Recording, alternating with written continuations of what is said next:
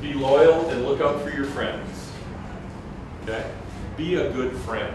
If everybody had that view of business relationships were friendships, we'd all be a lot better off. Be easy to work with. Don't be like the contractors my wife has been calling for the last X months, years. Someday we're going to have a fireplace. None of you own a contracting company, do you?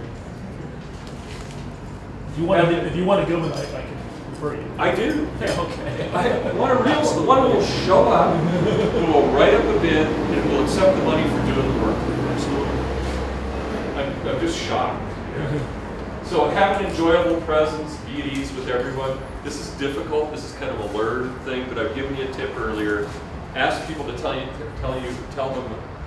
about them, and they'll open up and tell you anything you want, okay?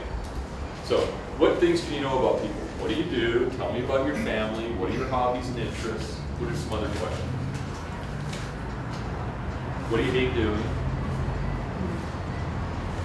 Exude confidence, but I call it quiet confidence. I see Brian as a very confident man.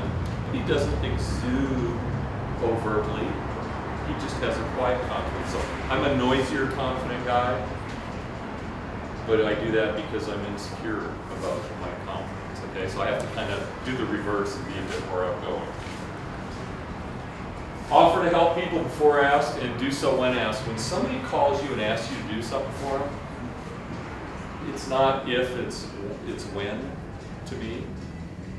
And that seems to kind of be counterintuitive to staying highly organized. And, you know, you mentioned you do too much for people sometimes, right?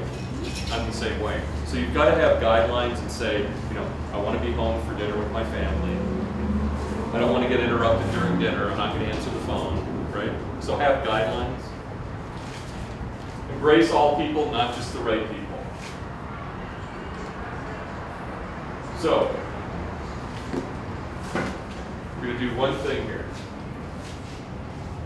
If you need this, and this is a lady that I look at her, she's got a following, and I'll give you her address and everything so you can go look at it. She's written a lot of books. Many of her books you can download electronically for free, so it's a good thing to be able to do.